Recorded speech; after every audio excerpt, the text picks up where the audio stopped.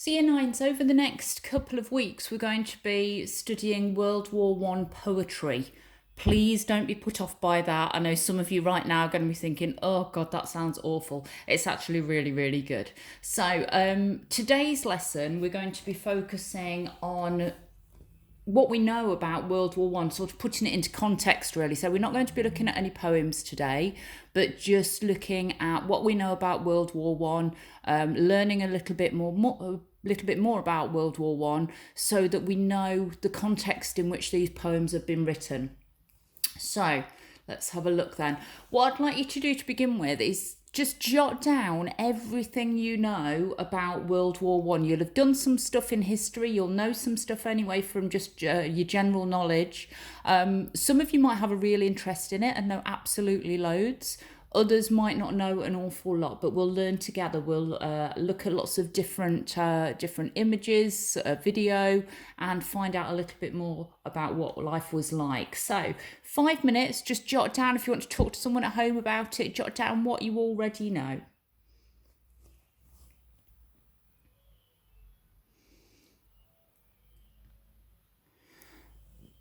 Starting off with a couple of dates then. So World War One began on July the 28th, 1914 and lasted until November the 11th, 1918. If you think about when we have our Remembrance Assembly, every November we have a Remembrance Assembly either on the 11th or the nearest day that we're in school to the 11th of November. The big assembly where we're all in the sports hall, the whole school. Some people go out to the memorial. Sometimes we've had the old soldiers coming in.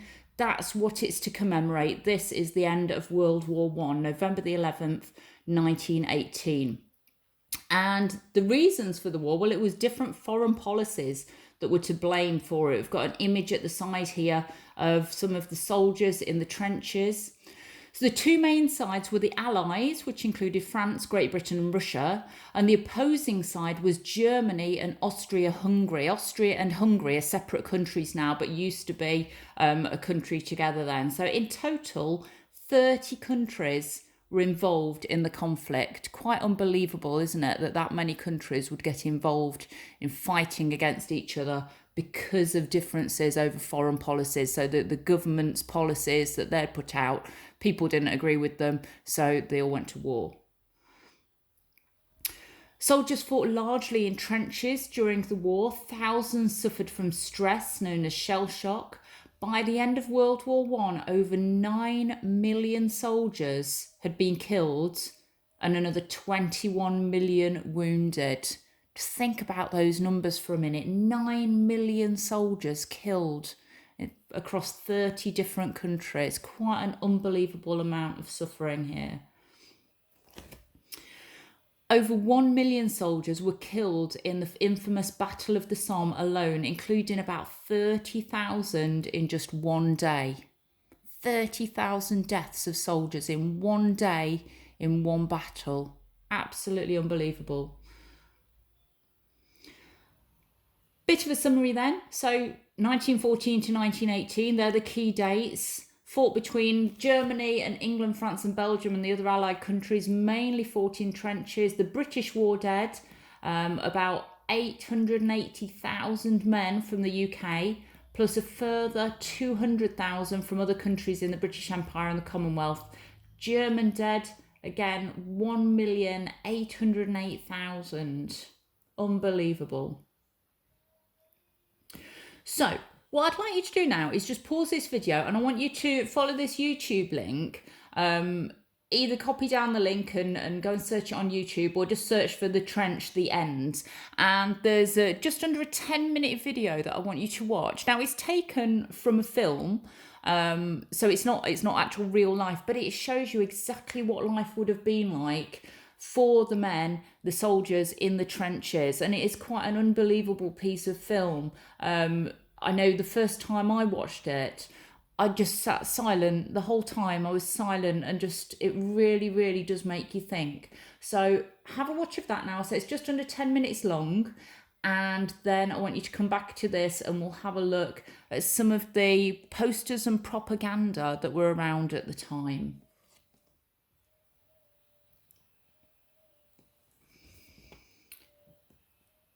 So we've got a few statements here. I want you to think about these, having watched that 10-minute video. Think about how it's made you feel. Imagine, I mean, some of the soldiers were only 2-3 years older than you. So they were young men who were leaving their homes. Some of them lied about their ages, and they might have only been 15 and perhaps saying that they were 17 or 18 and going off and fighting for their country and quite often losing their lives for their country. So think about that. Try and imagine yourselves, maybe older brothers who might be at that sort of age. Think about how you would feel in that situation. And we've got 12 statements here. Now, I don't expect you to discuss them all. What I'd like you to do is choose maybe 2 or 3 of them and discuss them with someone at home, maybe a parent.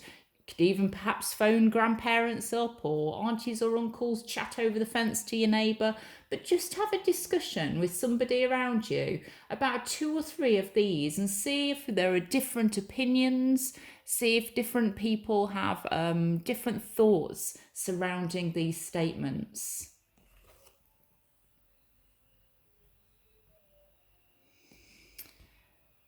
Got an image here of one of the graveyards. So this is soldiers that have died in World War One. Just look at the amount of graves there are there, and that's just one graveyard. So I said we'd look at some posters and propaganda, and there were lots and lots, and we're going to see quite a few different images about the sorts of posters and images that were used. And as it says at the top, the men were convinced to fight through effective propaganda. So propaganda tells us at the bottom in red, information, especially of a biased or misleading nature, used to promote a political cause or point of view. So you've got that first one, follow me, your country needs you. And then the second one for home and country, victory, liberty, loan, making these men feel like they had to do it for their country, and perhaps feeling a little bit guilty if they were worried about it, if they had concerns over it, if they didn't want to go to war. So it's making them feel quite guilty and pushing them towards going out and fighting for their country, leaving their families behind. Again, some of the other images, all you need is a heart and $1. Britishers enlist today. Lots of sort of persuasive techniques that we've got in there. Lots of imperatives. So where you're telling someone directly what to do. Quite unbelievable. And then some images here of actually the reality of war. This is what it looked like. It wasn't glorious. It wasn't something that was amazing to go out and do. People died, as we saw earlier in the lesson, those numbers of people who died. And some of these images, just absolutely horrible, what these men were going through. A few more here, some not nice pictures at all. But this is the reality. Very, very different to those posters.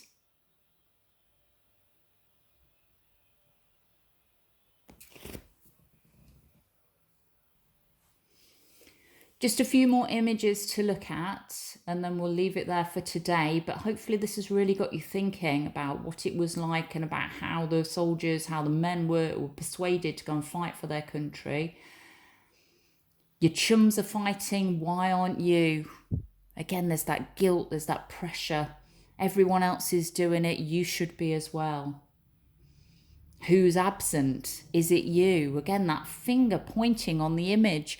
We've got that word you. We've talked about that when we've done persuasive writing, using the word you, addressing your reader directly, making them feel it's focused totally on them. That's exactly what they've done here. Again, we've got the word you in here. Britain wants you. Join your country's army. God save the king. Again, that pointing finger, it's pointing directly at the person looking at the image. Together, we are stronger. Again, making us feel like we're all united, we're all in this together. We'll win this war if you join up. That's sort of what that's saying to the soldiers, isn't it? And then the women, obviously, in those days, not many women would have worked, but women needed to take up the places in the factories and do the work on the land in the farms that the men would have been doing. So women of Britain come into the factories. So there's jobs for the women as well. And the final one, leave this to us, Sonny. You ought to be out of London. So obviously, thinking about evacuating all of the children here, sending them away. So really breaking families up. Lots of us struggling at the moment with not being able to perhaps see our extended families, grandparents, older children, that sort of thing. But here, children would have been sent off, sometimes on their own, to families far, far away to go and live with strangers. That was what was thought was to be the safe thing for the children at the time.